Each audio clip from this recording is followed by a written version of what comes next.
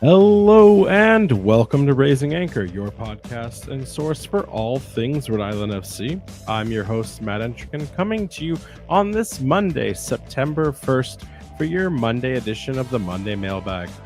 Jason, I can't believe that it's already September. Here we are.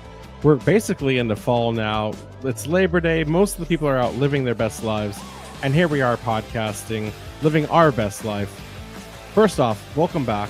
Tell us about how Portland, Oregon was, and how was it watching this first win from afar, and why are you the curse as to why you should never be allowed back at Centerville Bank Stadium, because we win when you're not around. I'm doing fantastic, my friend. So much so that I don't know how, I don't think we have time to talk about all the stuff that I've gone through. So let's ask this question: which Portland's better, Oregon or Maine? What do you got? Let's start some fights here. I don't think they're gonna like this answer. I mean, but fair to the truth of it, though, you haven't experienced Portland, Maine. You're right. The amount of time I've spent in Portland, Maine is about 2 hours total, even including the game. Oh, that's right, because the game was in Lewiston. Yeah, that's so I can't really count that in a sense of I went to Portland, Oregon with my brothers about 11 years ago for a quick weekend trip. And we kind of rekindled that, expanded it, added my sister into it for a 4-day weekend trip. And it is a fun city. I think that in a lot of ways, the Pacific Northwest is I struggled there to say that. Or you did it intentionally. It is very much like a sister of New England. I like that people are already recognizing that you may or may not look like Torrin in the comments. Torrin did an incredible job last week, filling in for you as you ran. I don't know if the people who maybe listened didn't know this, but the people who watched along live on YouTube, I think they know that I was there. And this is the important part. Not only were you there for the podcast, but you were also watching the game from afar, putting in the reps, doing your due diligence as you were enjoying your time away in a city that may or not be better than the namesake from over on the East Coast. Because clearly the one in Maine, by the way, is the original. So Portland and the West Coast is just a copycat. So no matter what, absolutely, you can't take yeah. They copied it. You could say keep Portland weird, but it all started here. Can the Timbers say they've been around longer? Sure. But has the actual city been around longer than Portland, Maine? Absolutely not. Is it not weird? Like, we've never really, I don't think we've talked about this, but is it not weird that there are two Portland cities, both now soccer towns, right? Because there's no real other major sports in either one of these. I can't wait for the Portland Derby. But no. Yeah, okay, of course. But like one, it's never going to happen, but it needs to. They're both trees, right? You got the Hearts of Pine on the east, and then you've got the Timbers. Like, there's an irony that no one has ever really unpacked, and I appreciate there is an irony too that the Timbers goal celebration is just to cut down the trees. Self-sacrifice. Like, what's going on there? We'll never know. But let's get into this game. Obviously, we do the full recap and preview on the Thursday show. This is much more the mailbag, and we're going to get to these questions plus the post-game interviews here in a second. First and foremost, want to ask you overall thoughts on this game. I know you didn't get to watch all of it from your remote situation. The entire second half. I mean, that was technically the better half. Although complete game from Rhode Island FC. What were your overall thoughts? It was great to see how hard they worked. Like, I tuned in and was kind of expecting it to honestly not be great. Just there for the pain and suffering. I was like, there was very much like a kind of lull in my vacation there, where we went back to the hotel. We're kind of like getting ready, moving on to the next thing. And I was like, hey, 0-0, like second half. Let's check it out. Let's see what's going on. And I immediately got invested. And I'm like watching it there on my phone and like paying attention, like, yeah, no, okay, what are we're doing next? We're moving on to the next thing. Like, yeah, let's do that. I'm totally down for that. And we were like heading off to the next thing. Fairly walkable city to a certain extent. I think so you're just walking around with your phone in your hand. So I've got my phone in my hand. I'm watching the game, So JJ had already scored while I was still in the up in the hotel, and I know I texted you and a few other people, and I was just like, I can't believe this. Did you okay, honestly, because we didn't even get a chance, like we didn't even talk about the Hartford game. We felt it, we experienced it, we had that long drive home, then you took off for your vacation, your personal time, that my PTO. decompress. Yeah. And we didn't even talk about the Hartford game, and then we go into this, but we did talk ahead of all of that, like this was not the great way to start, the Hartford into this exhaustive competitive lineup of first Charleston, then Lou, then Jägermeister Cup, semifinal. We were at the point of like, this is, and even Kano said it in his Friday perspective tweet, the doom and gloom, if you will. We didn't think much of this, especially starting with such a negative from that match. Be honest, did you go into this even thinking a win was possible? Honestly, not. I this league is very open. It's very competitive, and I know you could argue that form is more of an indicator than actual like table position. But like at the end of the day, you can't help but look at second place Charleston and think they're going to batter us when we can't beat seventh place Hartford. Right? Like I know Hartford's form is on the up and up, but Charleston is one of those perennial teams, and I understand that we beat them last year. But this is also an entirely different team, an entirely different like form. I was talking to Jake after, one of the writers for the Providence Journal who covers the team. We were walking out after the match and we were just talking about the parity of the league. We have to get Jake on the show at some point, but he said something, and I have to kind of agree. He said there's no one team that can't beat another one here in the USL from a parity perspective, with maybe the exception of Lou City, because no team has the depth when it comes to position or replacement talent to make that substitutional impact or just rotate fresh bodies. Every team is kind of hamstrung by their roster construction and the affordability of that roster, that like you can see these kinds of surprises on any given Saturday, any given Sunday, where yeah, these are the reality of what USL offers. Like we talk all the time about North American parity, but like even so much more so in the USL, it really does happen. And with the exception of Lou, where I think fair credit to them, they go out strategically and buy players for the position, not necessarily the style. And like, hey, if this is what you need, we're going to get you the best version that we can afford. But guess what? He's going to be gone in 2 years, and we're going to buy the next version of that. To their credit, though, too, they do a very good job about having some flexibility, right? There are some key players who have like transitioned, and I think there's a big difference between having that flexibility and also just identifying someone's skills and talent to say, hey, I know you think that you're a right winger, but what if you were a central attacking midfielder on the left-hand side? And I had an actual quote unquote right winger out to your left. I wouldn't know what this team would look like with an actual right winger or a right wing back or anything of that nature. And Lou City, let's save that for the preview for a little later this week on the Thursday show. This is very much still in the moment. Rhode Island FC enjoying their 1-0 victory. Jason, was this the most complete game of the season? I know you didn't get all of it. You probably got like 70% of it. I'm going to tell you, I think this was the most perfect / complete game they played of the season. Some people online are disagreeing. They want to see more goals. They're disappointed that was just one goal scored against Charleston. In fact, so much so you missed it last week. Someone said hashtag goals no more instead of goals galore. I did see that. That was good. But so like 1-0 can still be a very complete, a very great game. It doesn't always have to be a 7-1 thrashing Germany, Brazil. Overall thoughts on the match itself. Is there anything to unpack other than the momentum, which we'll talk about here? Overall, did you see anything that kind of really stood out for you that we'll get it, that we can't get into right now without the stats and the deeper detail on Thursday? When you look at a game like this and you take it just as face value, all right, we beat second place team 1-0. You say, hey, fair enough. Soccer is a low scoring game, right? Like to beat them, it's weird in a way where like if we beat them 4-0, I would just say that like they had a bad day at the office, right?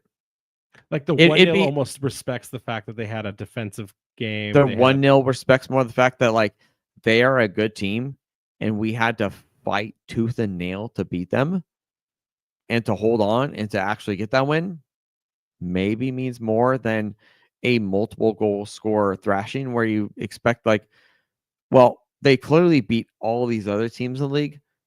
They must have just had an off day. People just put an asterisk on that. Like that's not a real game. Didn't count. like the Dodgers winning the World Series during the Yeah. COVID times. I agree. Listen, we're gonna talk about this game on Thursday, so I don't want to like wax too much. But tonight's a mailbag. There's lots of questions coming in. I do find it curious though that like Kano in that very now infamous tweet about I don't listen to people, I don't follow the online chatter, even though suddenly then he had to say people create their own narratives. Like that's not the narrative. We're a young team. People needing to keep it in perspective, almost giving Charleston the grace of like they're a great team. So if we don't get the result we want tonight, that's par for the course. Results aren't everything. I found it funny. I found this out afterwards because I was in the interview room waiting. We're isolated away. JJ went on he went on like the first he had the interview afterwards for the man of the match paddle with Flanny. Then he had the like Instagram where he grabs the phone and does the interview. All he kept talking about results. This result matters. This is the most important result. This is results. Whereas Kano was like, it's not about results, right? Like we want to win everything, but it's not results based. So like I thought that was kind of an interesting juxtaposition there where you have different sides of the coin arguing and say, hey, maybe we just need a point. Players are always going to be caring about the result. Like they care about the standings. No player is going to be like, I had a really good game. We didn't win today, but I had a really every player wants the W at the so I thought that was pretty interesting. But like on top of the results in that tweet, the infamous tweet now, and I know a lot of fans were really peeved about that. Then going into the actual gameplay, the tactics, we set it up in the 3-5-2. Maxi's finally dropped back down deeper into the coupling of like a more traditional 8 versus whatever that winger false 9 thing. He looked good. We saw Amos Shapiro-Thompson and Clay Holstead together on the pitch for the first time. Not in the positions we thought, by the way. When I saw that lineup, I was like, okay, Amos is at wide. Clay's tucked it. Nope, Amos was in like the forward false 9/10 role. Amos had a game. Like he was working very hard there, and you look at that and sense like, you know, it's tough to point out players, and like I know there's been a lot of discourse about this recently about who are the players of the season. But when you see some of the work that he puts in, he is one of those names that shoots towards the top of the list. I'm not saying he is the man or he is him, but like Sanchez. If he's not in your conversation, I don't think you've been watching this team. Yeah, no, I that's not where. Yeah, I agree with you. That's not where I was going, but I agree with you. So we see the press come back suddenly for the first time. I feel like in months, and we just see the intensity. We thought we'd see this with like the Hartford game. We thought these players would show up and play for the crest, play for the pride. A lot of people thought maybe they didn't get that level of effort in that maybe match. Hartford, they don't take them seriously. Maybe, I don't know, but then suddenly like not a real team. I had a conversation with a fan. I had two really interesting conversations with fans. One at the halftime. I came down from the press box elevator and someone caught me as I was walking out and they just yelled at me and they're like, "You're raising anchor." And I waved. Oh, and wait, are you raising anchor? I'm raising it. That's my name. I don't have. Oh, that's crazy. This guy didn't know that I was mad or didn't care. He's like, but he's like, are you going to ask the harder questions finally? And I was like, okay, so you're not liking that we're not holding Kano accountable. I respect it, whatever.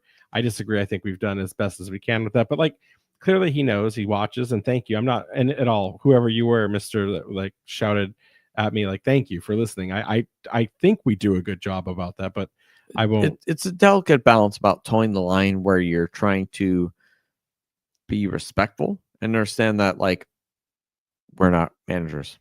Like we don't run this team.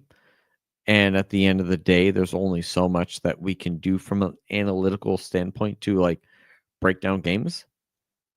So, like you said, we want to try and ask those questions. but at the same time, not like really tear down them. Yeah, I'm And not going to get kicked out of the press box yeah, because Kano now hates me forever.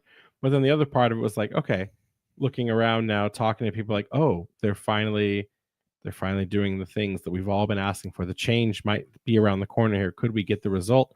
And it was suddenly exciting to see, right? Like, has Rhode Island FC turned the corner, right? I don't I don't think we have yet. And it's not because I don't believe in this team after seeing that, after witnessing it. It's more of a I need to see consistency, right? Like, and Connell's absolutely. even said it himself. Real champions can build on the success, right? They can take one game, make it into 2 games, make it into 3. Losers can't. They can't do it, right? And that's the main issue that this team has been facing this year, right? We've seen those peaks, we've seen those valleys. The problem is those peaks are not consistent enough to the point where we can say, this is it. This is the team. We'll go out there, we will thrash someone. And then the very next game we'll lose 2-0. Right. So almost a clockwork. And listen, this was the most complete game. We're going to be so excited to talk about it. I think it was really interesting that we abandoned possession for the first time in a very long time. We'll see what happens here, but we'll unpack all of that on the Thursday show. What everyone wants to listen to, what everyone's gonna kind of gear up to is what did Kano and what did the players have to say afterwards. So here's Coach Kano Smith afterwards in his post game presser. Coach, thanks for coming. We'll ask you to start with an opening statement when you're ready. Really good performance against a good team. Difficult, probably the most challenging team to play against in possession. So really happy to not give up a goal again. Coach, would you say this is the most complete performance of the year for you guys? It's probably up there. I'm sure it's others that we could really dissect, but certainly in the conversation. You already mentioned the defense. Could you expand on what exactly you saw that you liked? Another clean sheet, obviously. Just the resilience. It's going to be tough moments. We talk a lot about bend and don't break. So we're bending at times, but we just didn't break, didn't concede. You had yellow cards on JJ and Hugo in there. You elected to keep them in. Just the decision to ride with those guys at the end there, even though they were sitting on the cautions. Yeah, I don't think it's an automatic decision. If somebody gets a yellow card, you bring them off. They were playing well. They're both 6'4", so they help on defensive set pieces. They help when balls are coming in the box. So they're both intelligent enough to know to not to do anything silly once they have a yellow. Did you like the way you killed off the game tonight? We talked in the past about how you wanted to be a little more clinical. Did you like what you did there the last 20 minutes? Well, certainly moments where they showed gamesmanship and were clever and just buy a little bit of time to let the clock run on. Coach, what were some of the tactical decisions you made between last week and this week to prepare for Pyramid Squad?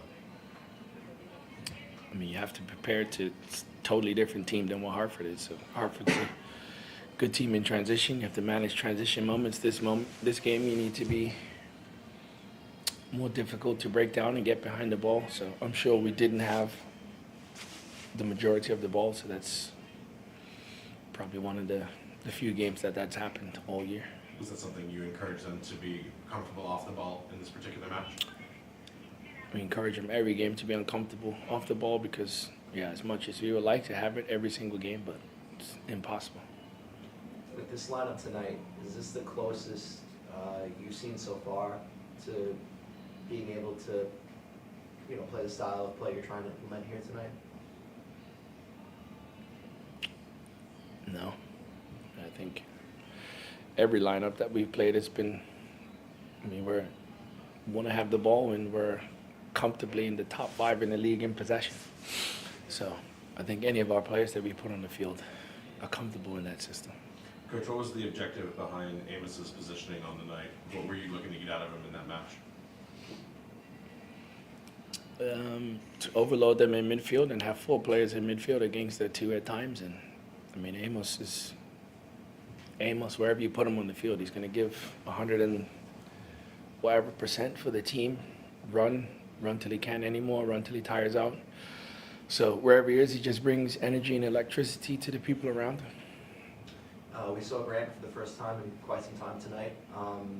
How much of a luxury is it for you to have that type of defensive prowess to be able to come off the bench and have those fresh legs when you're going up against a team like Charleston? Yeah, Grant just does so much for our team in the locker room. He does so much for me. As the head coach, he just manages the locker room. He manages the team. Yeah, bringing him in is certainly nice, but with defenders, it's tougher to get the minutes when you especially have a clean sheet. You don't want to bring guys off and disrupt the continuity in the back. But he's such a team guy. He'll do whatever for the team. Was it a bit surprising not seeing Jennings on the starting 11 for Pyramid side? Like, did you have that kind of set up in your mind and how you guys? They have multiple good forwards, so they can start 4 or 5 guys up top. So just like any team, or any coach, if he feels like he needs to make a change for whatever reason, not a surprise. I mean, did we expect it? Yeah, but I wouldn't say it's a surprise that he didn't play. We saw Atkinson do really well in one-on-one situations tonight. Just your thoughts on how quickly he's made himself comfortable within your roster. The first minute he walked in, he was comfortable. The guys, they're really accepting, and he's a bubbly person, bubbly personality, so that just translates to the pitch. But he's a good player, so he's no problem being comfortable, and he's always going to be dangerous. Last week, JJ had, I think I'm counting 3 good header chances on goal against Hartford, where any one of those could have changed the complexion of the game. Tonight, finally, one of those got through. So was that sort of strategy still implementing, being in there tonight to try to generate some of the offense? And how good is it to finally get one of those home, especially tonight where it being a critical match? Well, heading is one of his strengths, so you want to play to your player's strengths, and serving the ball in the box. And yeah, that was just an amazing ball from Maxine to put it in a dangerous area where JJ could go and attack it. So yeah, it's a tactic strategy for sure, because you want to play to your player's strengths, but we also want the ball to be in the box, so as much as possible. Sure, but this time around, it finally got that finish to go home, where a lot of chances so far this year, those chances haven't really gotten to go home. So, especially considering this is a critical juncture of the year, do you think that could boost some of the guys' confidence going forward? Winning a game boosts confidence, but yeah. I don't. Was there a question in there? I don't. No, I'm just saying, does that boost the team's confidence going forward, knowing that finish didn't happen early in the year? Now it came through tonight. Do you think that's going to go forward? I mean, JJ's been out for 2-3 months. Yeah, it's going to boost the team's confidence. We scored a goal, but it was no lack of endeavor that he didn't score the 3 against Hartford. I know you said to me yesterday that it was coach's decision for you to leave Chico on the bench the last couple matches. He's on the bench tonight, doesn't make an appearance. Just how has he found himself out of this starting 11, and how?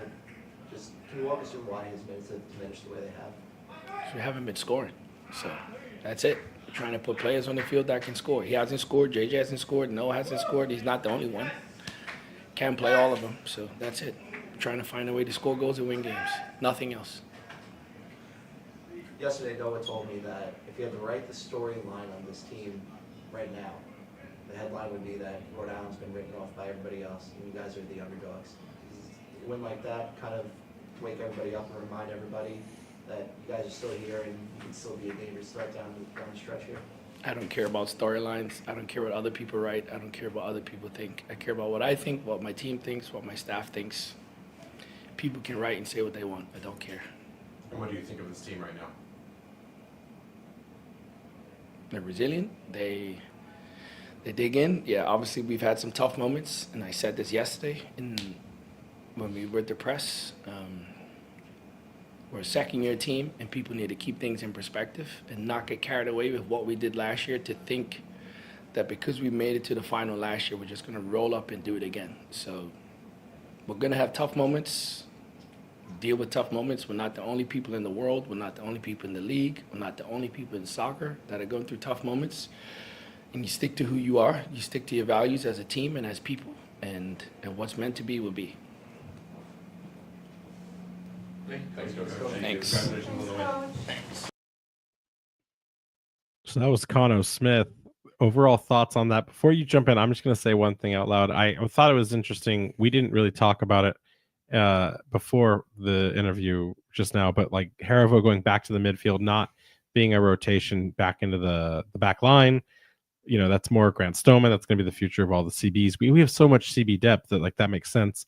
I know Torrin last week when he was on, he was talking about the utility of a player like Haribo. He can go either direction. I completely agree, but it was good to see Haribo kind of unlock that midfield. But more importantly, about the Amos positioning comment, he said overloading the midfield. I just looked at it as like the missing body that has kept us from holding on to the midfield when we need to like create linkage from the front to the back. Is that whether it's Amos or just another player? Is that what we've been missing there in that like midfield void that we've seen so many times in these matches? I think to a certain extent, right? Like if you have a great midfielder, sure, maybe that midfielder knows how to play center back. But is that where you want to play him? Like, no. Like it's very much a situational thing where I find myself in a bind. My right side midfielder or my right holding midfielder is injured. And so I have someone else who can play that position, or I have a right center back who's injured, and I need to like you can appreciate that flexibility, but at the end of the day, to get results like this, you want to play players, at least let's say 9 out of 10 of them, in the best positions you possibly can. Fair enough. I mean, it is that simple. We talked about that last week with Torrin about playing players in the natural position, how that can unlock some of these teams. Robert says in the chat here, Coach sounded a little thin-skinned, very impolite to one of the questioners. Listen, that is Kano. He is, and I say this, I'll say that for a win, he didn't sound too happy. As someone who was not there, but I and think just like watches it for the first time here. But I think it would carry to what happened on Friday for the infamous, like, people need to put the right perspective on. He kind of said it at the end of the interview, like, I don't care what other people's narratives are. I don't care what other people's opinions are. I know what I am. I know what this team is. My staff knows what this team is. We know where we're trying to be. And that's fine. Like that. And I retweeted his comments and said he shouldn't be caught up in any kind of conversation about where he stands with the fans. But what he can't do is then say like the fans' perspective doesn't matter. Like that's a bad take. And what he should have said was, I understand the fans have an opinion. They're entitled to it. I understand the fans' frustrations. There's a process here, and we will dig deep to find our way forward. And to Robert's point, to a couple other people that have commented so far in the chat, like Kano, he needs to be able, when we hold him accountable and we're looking for accountability, he needs to understand that it comes from a place of like, we are asking on the behalf of the fans, and we are asking it in a much more nice way, a much more kinder way than a fan saying like, yo, Kano, like F you, blah, blah, blah, like you stink. Yeah. Or you need to be fired, like things like that. Like no one is asking that. They're trying to figure out what happened. Right. And sure, like he says things like perspective. In a way, like he's absolutely fair on that, right? Like the reality is we're not going to go to a final every year. And nobody, and here's and, the and thing. no one. I said, wait, hold on. I said this to a couple fans at the game when we were talking about what is the perspective. And I said, the perspective right now is holding Kano to the only commitment he has ever made in the history of his time with this club and this organization, that he will make the soccer product on the pitch entertaining. And I would argue that with only 16 goals on the season, that isn't it. Yeah. Right? Like again, we've talked at length. You can lose 3-2, and that's not, we don't want to see a loss, especially at Centerville Bank. But like, that's a more entertaining game than like we got bested by a slight situation. We got loss. ourselves in trouble. They were just a little bit better than us, but not being able to like score is worse than a loss, because in a lot of ways it's like you're not putting together a team that's competitive enough to break down even the best of defenses. And most of the teams we failed to score on were not the best defenses in the league. We just had a very poor offense, right? Yeah, unless you were Pittsburgh sicko, where you've got like a Bob Lilly tattoo across your chest in like Old English, like you're not there for Do you think Marky Barra has a Bob Lilly Old English tattoo across his back? If not, he better. that or like Ann Arbor where he's from, I would appreciate. Marky Bar, we need the back. Like if photos. you don't have that like bobbly Brexit ball tattoo 1-0 like or 0-0, like if you don't appreciate that like terrorist type of football, it's Hashtag very Not a River Rounds podcast. it's very much for the sickos, right? Like we don't. This is a new team. We want more people to show up and say like, hey, look at this cool new stadium. We've got a soccer team who aren't the Paw Sox, but like, let's check them out anyway.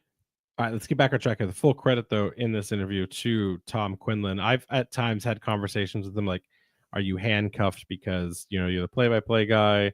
You've got a contract with the club. Like, does that ever? And he literally leaned into me and said, this is how I made a name for myself. Is someone has to be the person that will stir out the pot, make things uncomfortable, ask the difficult questions.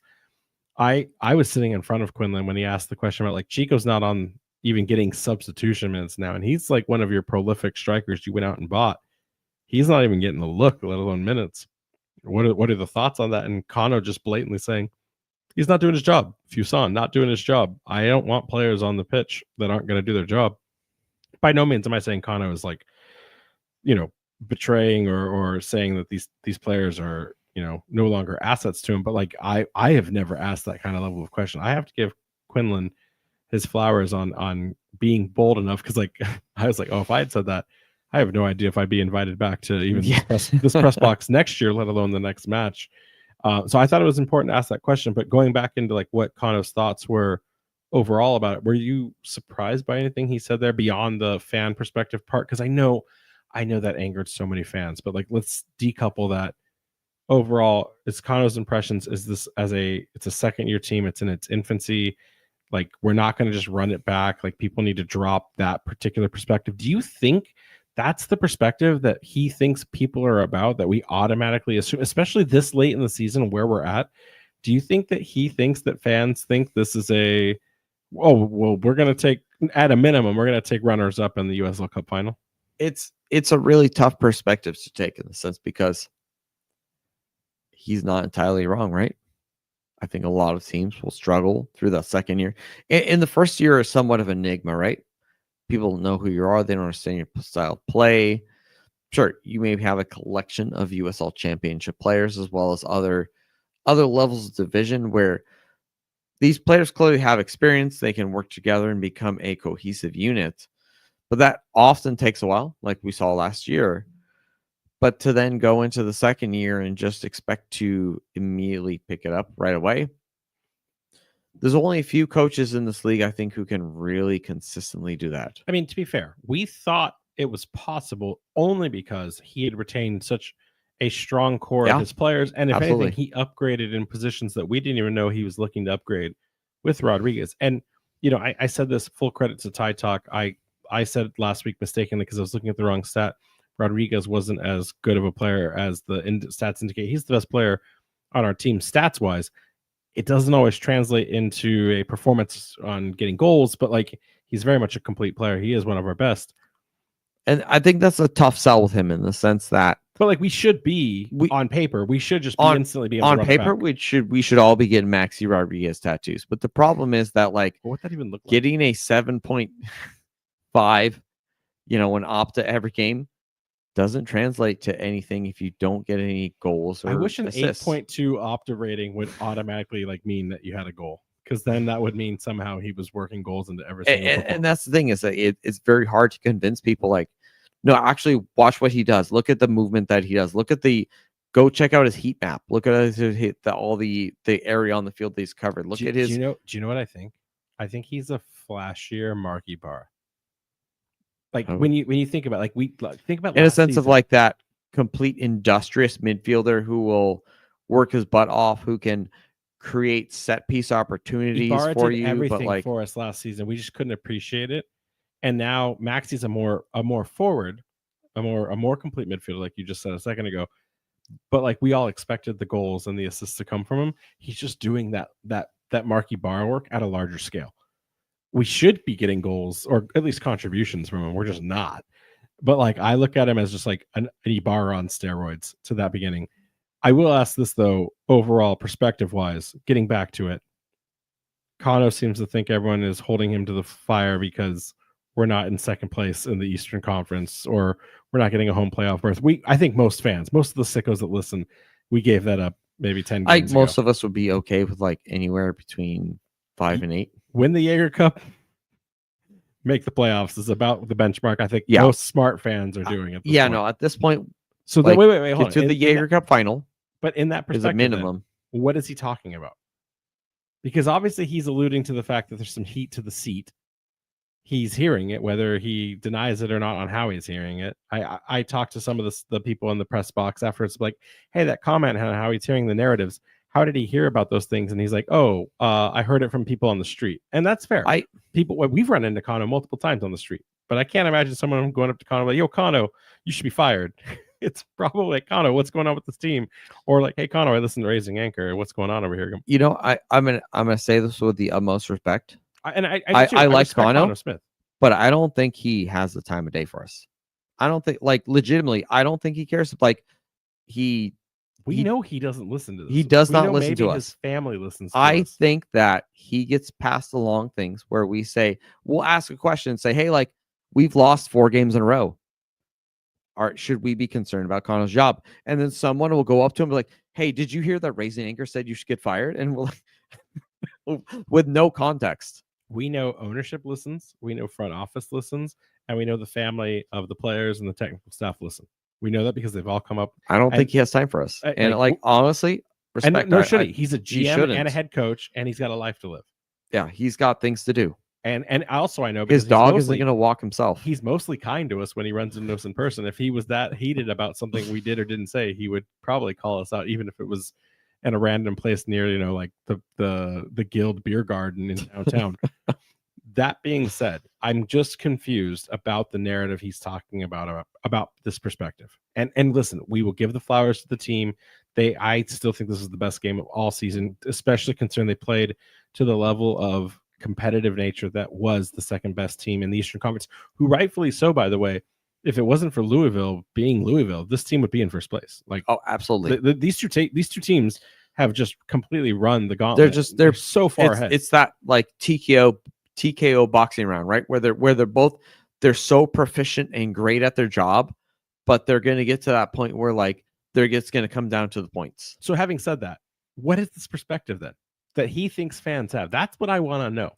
I want to know what he thinks we all think about this club, because I will tell you, I'm fine with 5th through 8th, and it kind of doesn't really matter because now it's an away game. They're all the same. And you all have to go through either Charleston or Louisville to get to the final. So we did it last time. We know what that's like. Whether we do it at the beginning or we get one game deeper and then we have to do it again, like, it doesn't matter. And all of us are kind of lingering on this idea of making it to the Jägermeister final and hoping it's not an El Clamico. But if it is, we'll deal with that in all due time. Yeah, we'll so get there. What is this perspective that he thinks that these fans have earmarked as like 20 games ago, 10 games ago, we probably all thought you'd get a home playoff. Now, like, we're just here for the journey, score some goals in front of us, get the wins at Centerville, and, like, you know, crawl into the playoffs. You know, my guy, like, figure this out. Where is this coming from? Do you think he is? So we've talked about this at length before in the past. We know that Noah, for instance, has set very high expectations for himself.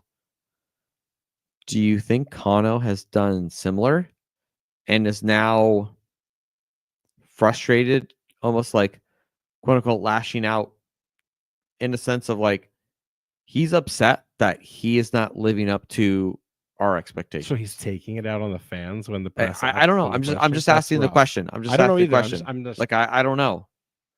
Like, do you think that's something that might be a possibility where he thinks and believes in himself that he can do better, and he is upset and he's frustrated, and then we like, so coach, I thought you were gonna give us entertaining soccer. He's like, I never said that. I never said that.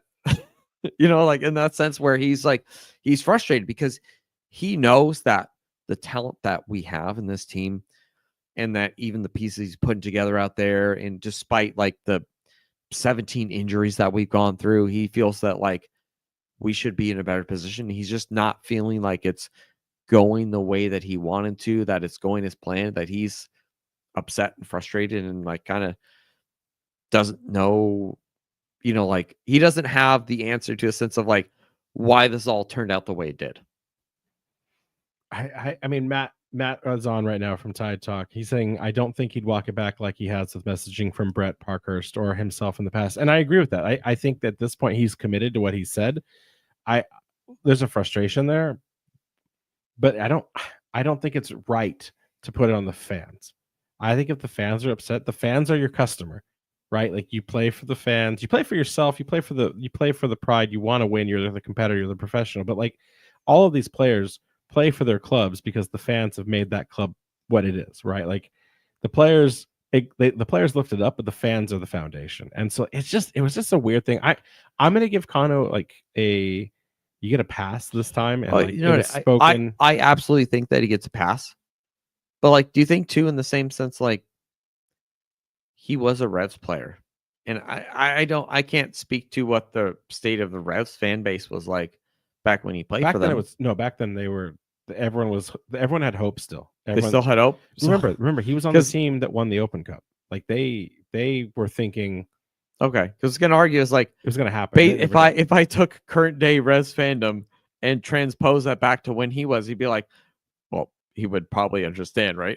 So I think in a different way, I think where you're close but not like you're at the no cigar part of it is that I think he's never pushed past the player mentality of how he navigates the passion of the sport. I think he comes at it from the tactical perspective of being the evolved manager and coach that he is. But I think that player Kano is still in there. Like you see him in the manager's box screaming at the fourth official. Like he was having words with Jeremy Shear during the Charleston game. And he's ready to put it on. He's like, let me out there. Ben Pierman on the other side of things when the game's still 0-0 going into the first half, and Ben Pierman's composed, his arms are crossed, and like Kano's he's an animated. He's too passionate. You cares too much. You can take the coach out of the player. You can't take the player out of the coach. I don't know.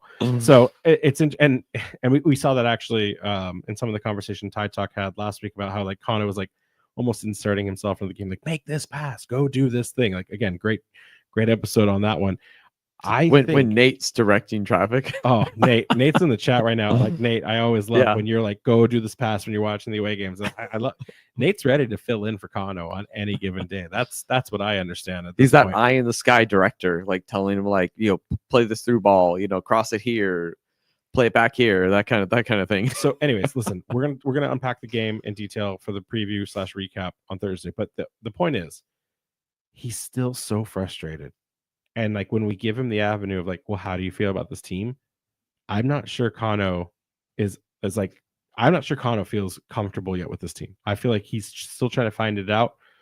I don't think anyone in the fan base at large thinks we've turned the corner. I think everyone's now like, okay, you did this really important thing. It's impressive. Can you do it against the much harder team can we coming do it up again? This weekend with Lou? If you can do it twice, okay, like we may become real believers. Especially against the two top teams, right? I also say, by the way, if you think about it, even if he drops points against Lou, like, okay, you still, like, we kind of expected Charleston, right? like, as long as it's a good game, a competitive game, not a blowout. Like, you beat Charleston, all right, we'll give you some slack, right? If you can go get that win, though, maybe we're back for real. But no one's going to be upset with I don't think anyone's going to be upset with the result on this upcoming weekend because this is a tough stretch of games. Everyone will be upset when it comes down to the Jägermeister Cup semis if things don't go our way. At this point, I think that's where we're all at. Yeah, all in on that. Unless it's a like blowout to the point where it's like embarrassing. Matt writes in, did you guys notice he sat a lot more on Saturday? I did notice. In fact, Matt, I don't know if you caught this, but he actually a couple times waved on Dave McKay or Spratty to go interact with Jeremy Shear on the fourth official line. I don't know if Jeremy Shear is normally actually a head ref in the USL Pro. So he's starting to use the back rows better, right? I just don't know if like he realized like maybe Kano's building a bad rep with the refs, right? Like maybe he got to use those macros where you like have different moves and you set them up, and he's not trying to like do everything himself. I just think that Kano's an animated guy. He cares about what's going on, and I think maybe that sometimes hurts him. I mean, and let's just get into it because we talked with JJ in the press about like how'd you feel about the officiating. So here's JJ Williams and his thoughts on the match. How are y'all doing? How about you? Good. Score goals will wait for you. Hey, Take us through that goal. What do you see from Maxie on that, and just your ability to get in position at the right place, right time? just gave me a chance. I mean, that's what I ask for all the time, is just give me a chance, put the ball in the area, and, you know, the more times that we can do that, the more times I have a chance to make something happen. So thankfully, I got a step. Just had to watch the line, make sure that I've avoided the keeper. I didn't know if that was going to happen. Thank goodness it did. But it was a great ball, and just more of that, more of giving me a chance and opportunity, and thankful for the finish. So Physical game tonight. Going up a lot of those aerial opportunities, 2 guys on you at a time. Just how difficult was it trying to break through that back line tonight? I mean, it's a really good team, and they're at the top of the table for a reason. And those 2 center backs, good. It's a good battle every single game. So just making sure, I knew that in behind was going to be a big key for me. I would like to see it a little bit more, but the guys had a really solid performance from back to front. And whenever you do that for 90 minutes, it doesn't matter who's on the other side of the ball. It's just about our performances. So it's good. JJ, I don't want to get you in trouble here, but the refs tonight seemed like they were a little all over the place. And offsides that looked onside from our perspective, a foul on a breakaway you had. Again, don't want to get you in trouble or fined here, but Absolutely. overall, what were your thoughts on the performance and kind of being hamstrung by maybe some calls that didn't go your guys' way? Yeah, I mean, that's just part of it. That's part of it. I mean, we really see the performances we have week in and week out. And at this point, what we talk about all the time is we can't expect anything because it doesn't seem to change. So for us, unfortunately, we missed a couple of those, and maybe a couple more times for us to get in. But we knew it was going to be every time that you said, you know, 2 guys on me, I know I'm expecting the contact and probably isn't going to go my way. So just knowing that and being prepared mentally to just continue to battle through. Do you change anything about your gameplay at that point if you're not seeing that kind of go your way, or do you just muscle through it and just wait for it to kind of fall your way? No, just being patient. Just being patient. I know it's probably not going to happen a lot of the time, so just continue to stick to my game plan and play the way that I play. If those things don't go my way, I mean, that's just part of sports, right? You see it all the time throughout a lot of levels, but you just have to stay patient and keep being me. What's the takeaway from today? You got the win, but for the 90 minutes, what did you see that was different, maybe a little bit different? We just dug in. We didn't hurt ourselves. I think that was one of the biggest things. In the past couple of games, we've conceded early. We made mental mistakes, not necessarily the other teams breaking us down, but it's us making mental mistakes. And I think the biggest thing that we can take away from tonight is that we were just locked in for 90 minutes. To that point, draw comparisons to the wins you guys got when you went on a run last year. Like it seemed like it was a really gritty win. It gave me shades of last year. Absolutely. Absolutely. I mean, we had another couple of chances, maybe a couple that were called off, but you're able to see a really good team that scored a lot of goals, and we reduced the amount of chances that they had tonight. And I think that it starts there. And if we can do it against this team, who can't we do it against? You know, so I think that's just the biggest thing is we have to continue to focus on us, our locker room, our performances. It doesn't matter who's on the other side. I've said it time and time again. But we go out and put a 90-minute performance together like that. It doesn't matter who's on the other side. I feel like the most. Go ahead, Jay. Speaking of that, you mentioned about digging deep and all that stuff.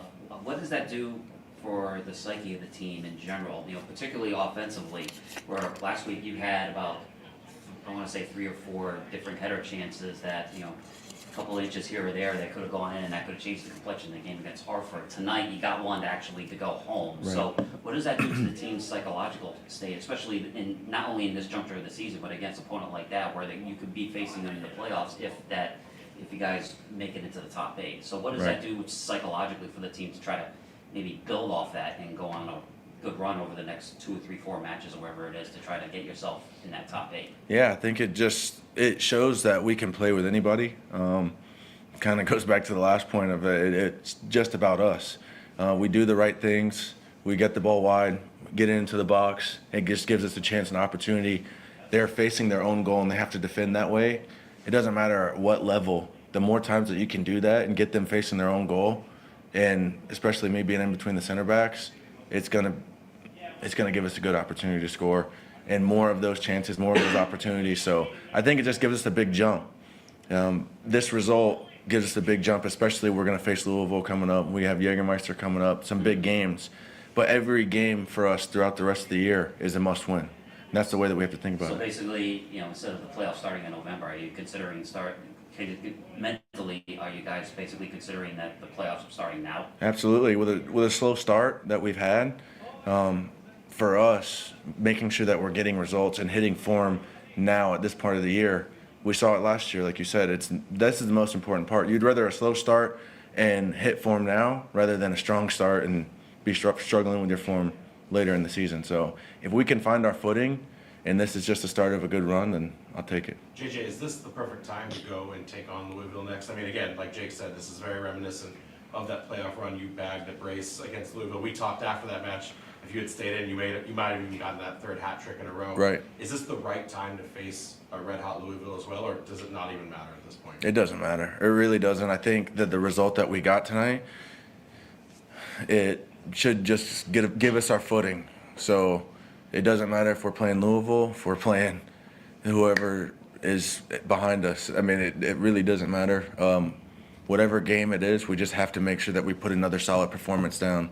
Because like I said, with us having a slow start, every point that we get and every 3 points that we get is so important for us, making sure that we can get into the playoffs and then a good run after that.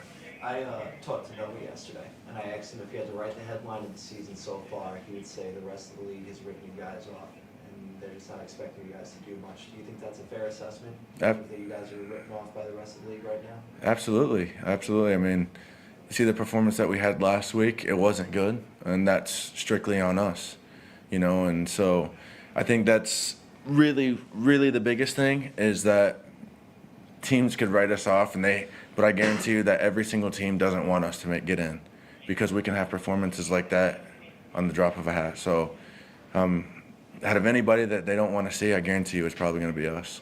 JJ, this goal was your first one at Centerville Bank Stadium, first one in front of a home fan base, first one since you scored last in Westchester before your injury.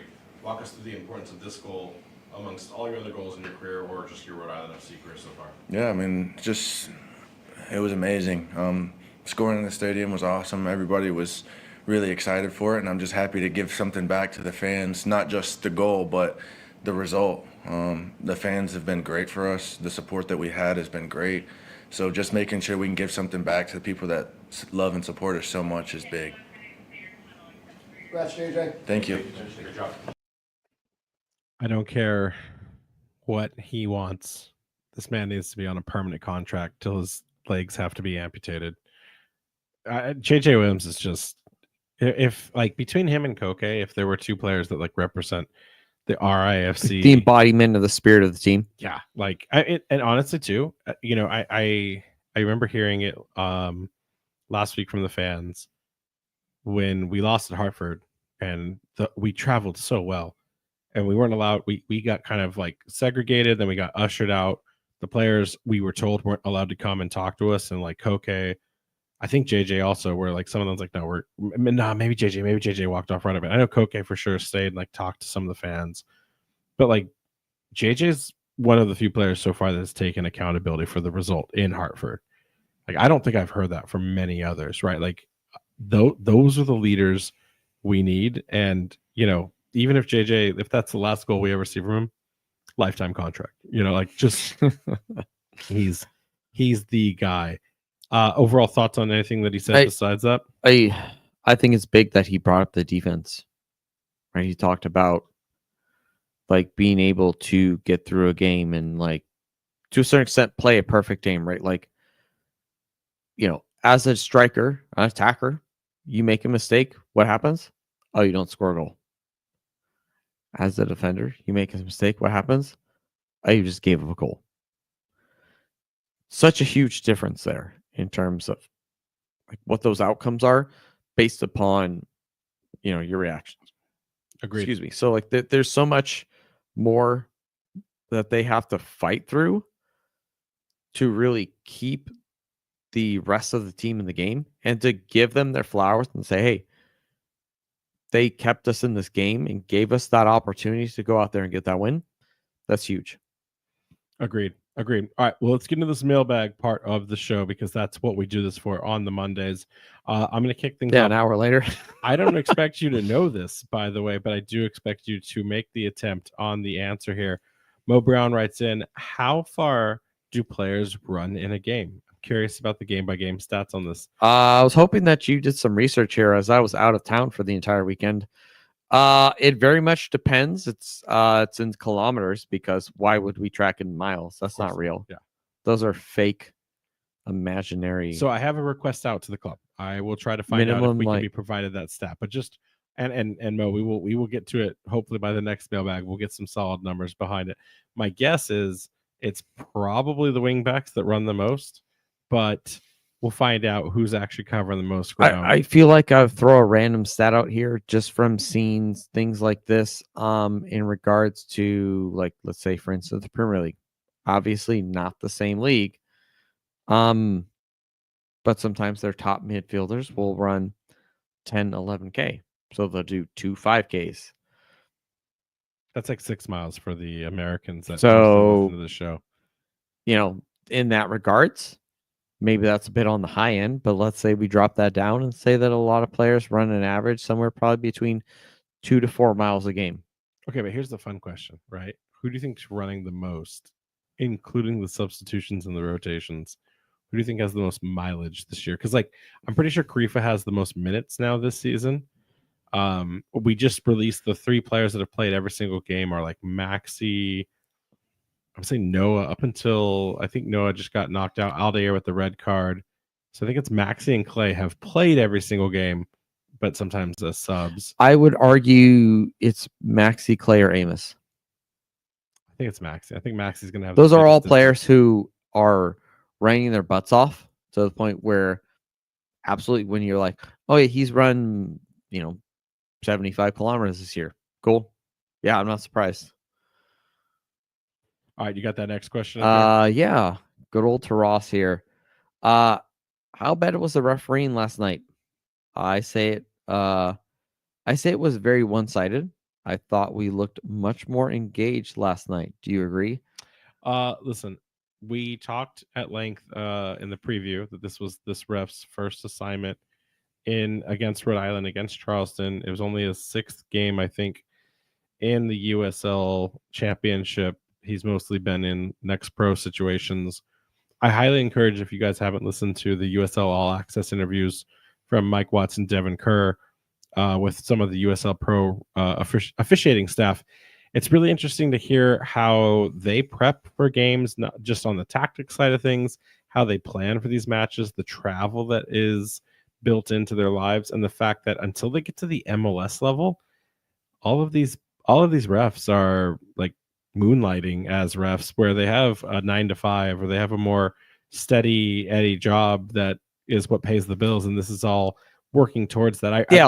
During the week there are sommeliers at like random restaurants. Yeah. Like these are not people who. One of them was a civil engineer monitoring traffic patterns in Indianapolis. Like these are people with real jobs that then do this for the spirit of it. It kind of opens your eyes, right? Because like you expect this, like even our players who I know don't get paid as much as other leagues and stuff, and like compromises are made, you kind of expect the refs to be the highest caliber made available. And then suddenly it's like, oh, you're dressing up for Sunday league here.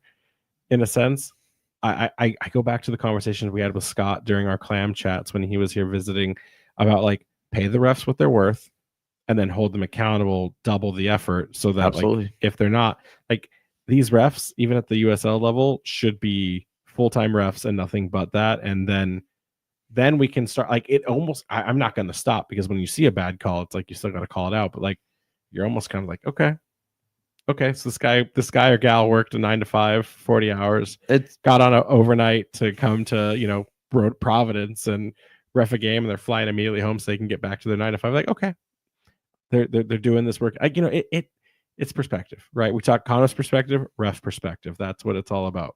It's a very interesting perspective when you think about it that way, in the sense that these guys and gals have other jobs, and for them to just show up on a weekday night, or in this case a primetime Saturday evening, and to just ref a game, kind of wild. It is. It is. Moving on to the next. And by the way, to us, I do agree. There was some terrible officiating on it. It was. We got the result, so rough. I'll let it go. If we had not won that game with that offsides that he was onside by 2 kilometers to take some measurements based on what Jason was saying. Also, producer Torn back on the show here. I see him in the chat from his watch post in London back into the kilometer game. I do agree with you. If we had not won that game, it would be an egregious error. We won the match, so we'll have to take it for that. But yeah, we need better. We deserve better. The team was overall completely more engaged. It just felt like they were there. The things were clicking. So, Jason, Luis L writes in, where has this team been all season? They've been here. I think the problem is that we have seen an incredible amount of machinations and different versions of this team where you could argue, oh, he only made 2 changes. But within those 2 roster changes, we saw 4 positional changes, right? I think we're starting to see the roster form into a place where, right, that back line, to a certain extent, is that going to change very much? Stoneman should earn a spot back. Maybe. I'd also argue at the same time, like, they haven't been the problem at all this year. Don't come at no, not at all. And there's depth there, but don't come at me. I'm gonna steal Torrin because I agreed with him 100%. The back 3 should be Jaime Mobica in the center with Stoneman on the right and not Karifa Yao on the left, but instead Bacharak. Okay. So you think Karifa Yao should be bench? And it's not because he deserves it. It's because there's more utility you get. So he's a backup striker. I even saw Yao, and I don't know if this is a circumstance of because Yao is now seeing all these other strikers start to range up. I saw Yao running up the pitch past the half line with the ball at his feet. I don't think I've ever seen that before, Jason. I think he's either inspired or realizing this is what Connor's going to look for in his center backs moving forward. And literally 2 move forward, and we saw Yao make 1 or 2 runs. And I was like, okay, Yao can do this. Did he not have the permission before? I don't know. Is he seeing Bacharak and Stoneman felt comfortable to do it, or Mobica? I don't know, but like maybe he's also like, I got to keep my spot. So I think Mobica in the center with Bacharak and Stoneman could be the future. But what a great weapon to have off the bench in Yao. Either way, like it's so interchangeable at this point. I'm still excited for it. Either way. What's the next question here from Brent? Next one here from Brent G says, should we put faith back in this team, or is it still Jägermeister Cup or bust? I think right now it's a great win. It's a complete win. It's a deserved win. We're not going to take anything away from it. Lou City is like, if you would you? I'm going to flip this question back to, was it Brent? Would you ask us this question after a loss against Lou City if we do get a loss, right? Like, I think right now these are 2 very tough teams, and it's interesting. It's interesting to see what metal these RFC guys can put up against these 2 powerhouses. And I think, as great as this win was, I think if you got like a 1-1 draw against Lou at home, I think like, okay, then that's what it is, right? Like, you're good to go. So, do you disagree on that, or? No, I think that's fair. It's like you look at this team and say it's all about consistency, right? In the sense that this was a fantastic win and the fans are going to love it. But how we perform against Lou, how we perform against Sacramento, like you know, we look back to last year about what happened. We had the ability to string multiple wins together. And that's what really rallied this team to moving forward. We've not been able to this year string together more than 2 wins in a row. Is it only 2? I thought we had 3. Is it? I believe you if it's 2.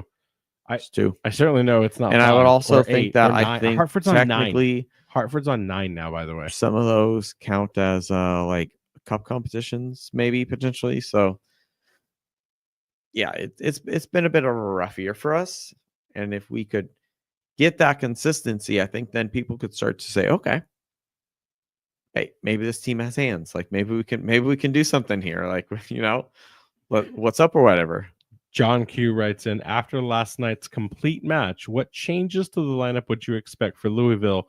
Will now be missing both Quizera and Corcoran. It's very interesting. I think that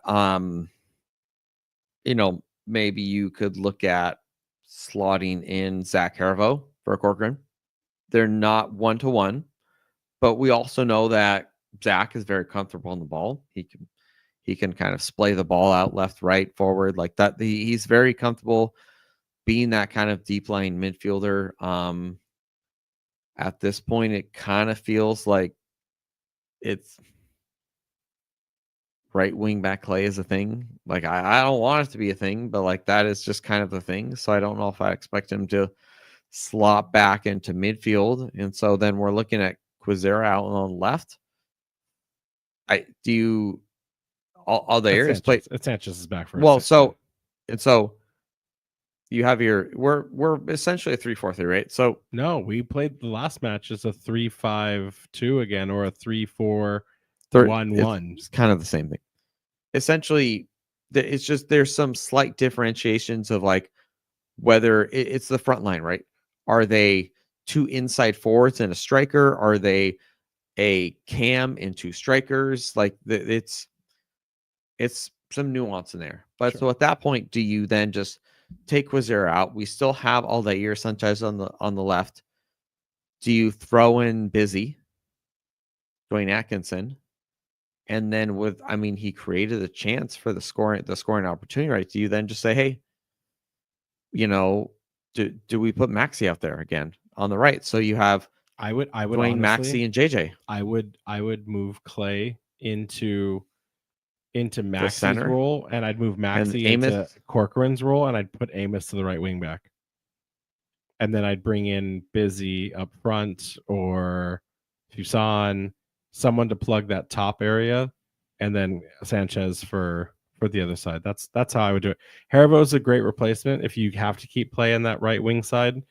Maybe Darcy eventually ends up back there. Hard to say, but like right now, my replacements for Corcoran, straight up, you tuck Holstead in, and then you bring in Busy, and then I think the Sanchez to Quizera is like the straight up one right there. So I don't think that changes much there. But what, and Andrew G writes in kind of the same thing there with this. This is an interesting question. It's kind of like a double here, but what do you got for Andrew? All right. Andrew says here, isn't this just what we went over? No, this is so John Q. That's like kind of a double. It's really the second part here. Okay. With Quizera and Corcoran being called for international duty, who are you likely candidates to slide into their respective roles? And are we more likely to expect our adult midfield? I like that adult midfield. I'm going to have to throw it back to Andrew. Like, what in the world does an adult midfield mean? Is that because Corcoran's too much of a young blood? Is Busy too young? Like, do we need our senior citizens, our AARPs in there? Like, who would our AARPs be besides Maxi? What kind of discount are these guys getting here? I think we kind of already talked about it. I just like the question was kind of asked in a different way. I think Maxi looks better deep. Do you disagree? No, but like it's one of those weird things where it's hard to argue to keep him off of the pitch, right? And so is he a fantastic right winger? No. But is he out there causing chaos, creating chances, getting those like passes off to those holding midfielders and potentially forwards? I mean, sometimes it feels like maybe he's the only one that tries. It's just one of those difficult things where some of the stuff he does doesn't really translate to a stats sheet. And that's okay. Again, it's the Mark Ibarra role. But who's the best partnership that he has? Is it Ibarra? Would you want to see him with Holstead, Haribo? Remove Corcoran. I mean, one of my favorite lineups that we did was, Holstad and Maxi Rodriguez there in that center midfield. And I felt like, sure, I think that if I remember correctly, that may or may not have been a lesser opponent, but ultimately we came out on top of that. And sometimes you just need to perfect what it is that you're going to work on, as opposed to maybe trying to flare things up too much. All right, fair enough. Rachel asks, was this our best game of the season? Ooh, that's a good question. I think in the sense of like this team beating a very high quality opponent, absolutely. This was our best game of the season, Rachel. don't know where I think Jason's you. going with this. I mean, you're probably not wrong. Like, I'm just trying to like think back in regards to some of the other games. Like, all right, well, we beat Jägermeister opponent Portland Hearts of Pine Can a 4-1. Jägermeister match be better than a regular season match because of the implications? If they're both at home, That's fair. like does that implication matter? So do we have to throw this Or back do on they- Rachel for not asking? Do they was this subscribe to the best- dentist system and you just like So is this Rachel's fault for not asking? Was this the best championship game of the season? no? Because you're comparing it to Jägermeister Cup, Chico hat tricks and whatnot. It's weird when you say like, is this our best? Because that can be subjective in the sense, right? I don't know, because here's the thing. I hear you on the performances in Jägermeister where we just completely shined bright. All the other games in the regular season we've done well in have all been away. I'm thinking like Oakland, the beat down there, the beat down against Tampa and the Birmingham away back to back. Yeah, those were both but good like games. at home, like non Jägermeister, non Open Cup. The only games that were like, yeah, we did it, were the very scary to the death North Carolina FC penalty kick conversion game. Mm-hmm. Birmingham, we drew, and then that's it. Like, I think this is it, man. I think this is the best game, both in optics and in stats. You're probably not wrong. It's just one of those things that's difficult to say like this early in the season. Because what if we go on a run and then we're like, oh, is this Louisville game the best ever? And then we get another one. And then all of a sudden, before you know it, we have our own, clickbait page where it's like top 10 RFC wins ever. Number 4 will shock you. And then you're going through the list of these different wins. And it's important to collect those wins. But if they're not consistent, they're not all in the same season. It's more of a memento for the fans at that point. Fair enough. What's the next question here? All right. Tim says here, with the USLPA's Labor Day weekend campaign pointing out the ongoing negotiations between the players and USL Championship, have you heard anything about the negotiations? About like what's going on, and if you could see one thing from the CBA as the players would like, what would they like? And then what's thing that the owners kind of league are looking here into? So very familiar with that. We actually have a conversation scheduled. Well, not scheduled, but we're in an ongoing conversation to have an interview with Connor from the USLPA. It's been a moving target because we've wanted to sit down and talk to him. We thought the negotiations with the CBA would have been done by now, and he's not in a position to where he wants to talk about those things until they're more ratified, or if things go so south that he needs to bring out to light like what the league is doing against the CBA. It is a tough position they find themselves in, right? Like, for all intents and purposes, this is a big win. We just beat the second place team in the East. We held them to a clean sheet. Things should be on the up and up here. About the CBA for the USLPA for their collective bargaining agreement. I love where you're going, but you've lost me in the sauce on that one. Specifically, yeah. talking, Yeah. Sorry, I my mind was elsewhere. Specifically to union contract negotiating, this is an important part of time because one, it's up, and then in addition to that, they have to do a very short-term negotiation ahead of whatever will happen for the pro rel parts of it and introducing the Premier League. That's a blanket statement. So they've got a lot of things they have to do in a small window, and then they either have to figure out where that will land post pro rel, or they have to then be prepared for the larger conversation going into what that could mean. I mean, for example, in a CBA contract, you'd have to introduce the ability for players to remove themselves if your team gets relegated, right? Like that ability to exit your contract clause. And that's not something that even exists today because there's no pro rels in any of these contracts.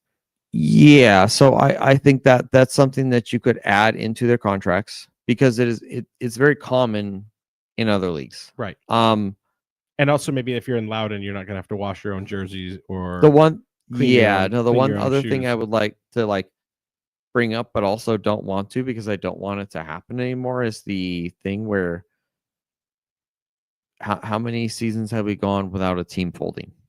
So one of the things the CBA is after they get some permanence to this, but they are absolutely looking for when a team does collapse that the league or the team is required to pick up the bill for any wages. So like if a player is through contract, right? Like so when the San Diego Loyal folded, right? I think they out of their own pockets paid any player if they were on a 2-year deal, they got paid for it. Pay for But that that's final not year, yeah. always how it's happened. So I know that's one of the things they're looking for, but that's such a weird thing to have to ask for. Like, should your team be bankrupt? Will my player get paid? Like that's such a stark thing to have to ask for. But in addition to like what the players are looking for from that side of things, I think the most important thing that they're asking for right now is like that wage adjustment year over year. They're still looking to get paid more, make it more competitive, especially when you're tenured in the league. It's really hard to articulate your value because you're a journeyman when you could get a USL, 2 player that's up and coming from college and take a gamble. There's a little bit of stability they're working in there. As far as from the owners and league perspective, I think the only thing they're looking for is probably, gosh, like I couldn't even imagine what they would be after because like for them it's appearances, it's like health of players on medical and like what comes through on the other side of things, and it's policy and procedure on like how they execute their contracts with the clubs.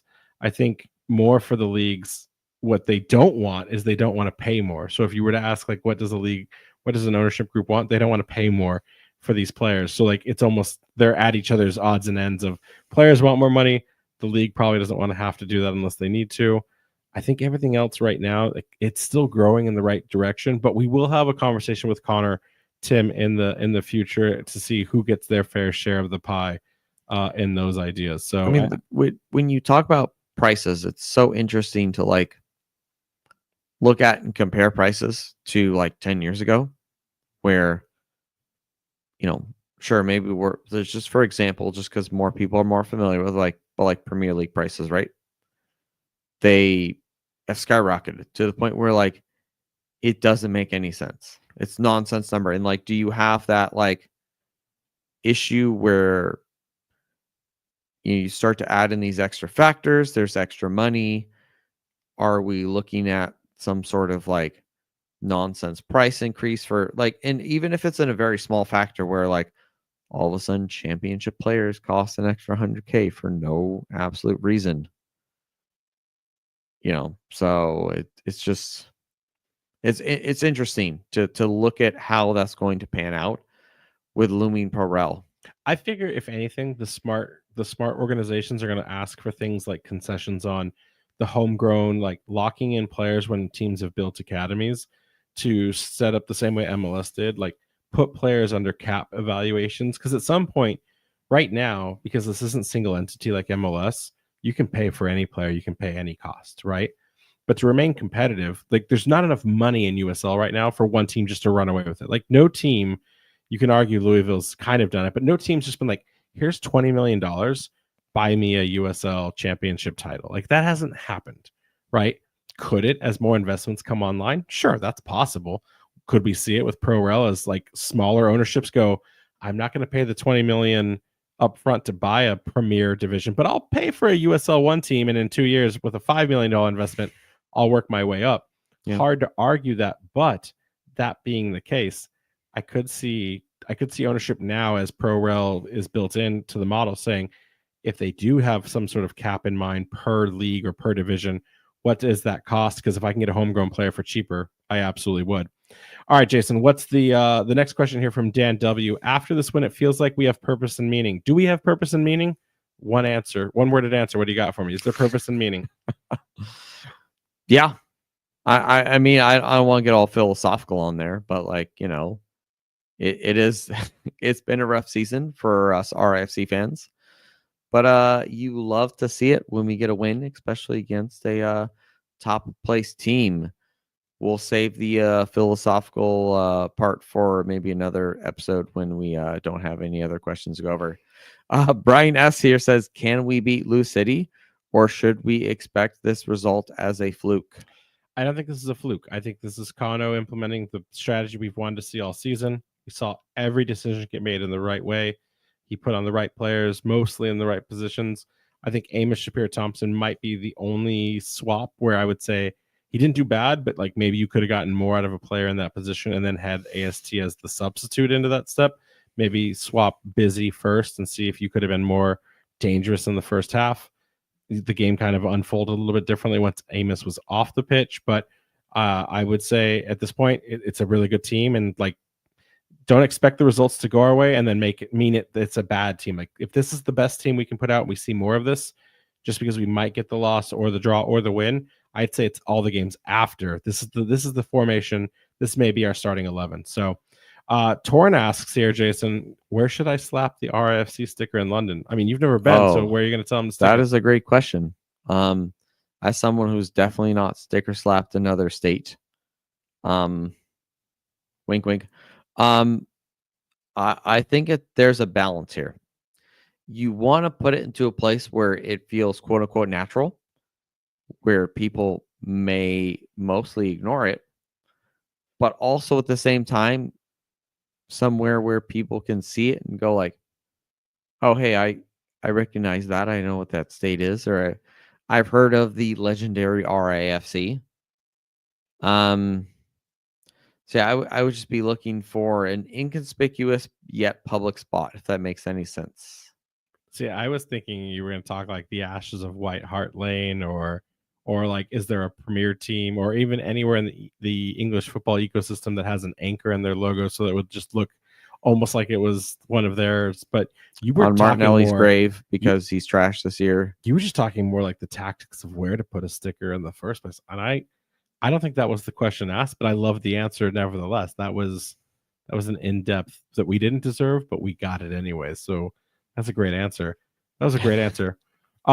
Real fast before we read this last question, Tim asks, are teams required to start an academy, and is there a timeline to when it has to happen? If so, there is no requirement. The USL has an academy which teams can take from if they see an opportunity that makes sense with like the geography or the player's ability to travel. The one thing I would argue in regards to that is we are 30 years into MLS, hashtag non-MLS podcast, but like they are only really starting to actually utilize their youth academies and actually see any sort of like it's bearing any sort of growth or fruit from it. Sounds like a Kano perspective about year two. We're in our infancy here. Yeah, I think in this sense, like maybe it's a little too soon. Hey, we got Machu and Dongo now, so we have all of our academy needs bottled up. We're fine. He's going to save us in 2026, Tim. Don't you worry about that. But yeah, no academy right now. We will eventually. And also, by the way, Torin, Matthew Jean writes, you do need to place the sticker on Big Ben. How you do that, it's up to you. Just don't go to jail for an RFC sticker. Yeah, no, I think that's perfect. But yeah, don't risk yourself for any RFC stickers. Liz here says, thoughts on Kano's comments about perspective. So I think we covered it during and after his interview. I'll end it with this: is that right or wrong? If I was to give a Sometimes holistic it's takeaway, the angle that you're looking at. You're right. You gotta. No, I would just say his overall comments about perspective. You got to go to the left. To the left. I don't agree with what he said, but if I were to extrapolate it strictly as media and not take it too personal, as a fan, I would say at least he cares enough to say the wrong thing or the raw thing. I think sometimes when you start to see coaches have a comment or have that question, they go, well, that's up to the ownership to decide, or I don't have a comment for that. So at least you can tell it's unsettling him. Did that unsettling have something to do with the way he changed his tactics? I don't know. Do I want to put dots together? I do. I do want to think, oh man, fans aren't really happy. Maybe I should go back to what worked really well. And surprise, it works really well because we haven't seen that team. We haven't seen that style. We haven't seen that tactic. We haven't seen that drive. Like maybe there's something to starting to get angry and starting to get the voice loud enough to where it's trickling down to Kano as he's walking his dog through downtown Providence. I don't know, but like I'm fine with it. We haven't done anything wrong, and I think we've been very fair. Do you disagree?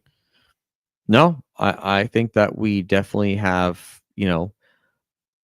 for no pun intended, like I think we've put a lot of this into perspective in the sense that we've acknowledged that we are a second year team, that there are some growing pains, and that like, did we translate every single player over? No. Did we take a lot of them? Yeah. But form is huge. And so in that regards, there was an off season. We went on 6-game road streak to start the season. Like there are a lot of things that kind of have gone against this team. And they've shown a certain resilience and fight to continue through it. I don't think they've always got all of the results that we would like. But I think it's difficult to go out there and say like that team is not performing in a certain. So you could argue they're not performing, but like you couldn't argue that the effort isn't there, right? I'm gonna say it. I'm gonna say it really simply, and you can say you disagree. Chat, need you GPT. I need you on me here if I'm wrong, and I'm gonna speak for the fan base here, so that this is the soundbite that gets back to Kano later. The fan base has two expectations right now: score goals, so that it is a fun product to watch, and win the Jägermeister Cup. I think those are the only two perspectives we have. Yeah. And if I'm wrong, and if there's something that needs to be added, if there's an asterisk, come at me here as we wind these things down in the show. We'll put it up so that when the front office reads this, when ownership, they can go, okay, this is what the fans want. But speaking from the fan group, from what I've heard, how I feel, it's score goals for a fun and exciting product, especially at home, so that we can get excited about this team and win the whole Jägermeister Cup. That's it. So, Yeah. Jason, any final words?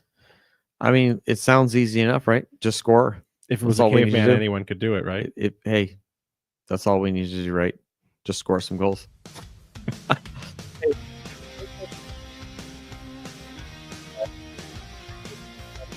Over at the Blazing Musket for all of your New England soccer coverage. And that's including RFC at theblazingmusket.com. You can follow us on Twitter, Threads, TikTok, and Blue Sky at RAFC Podcast.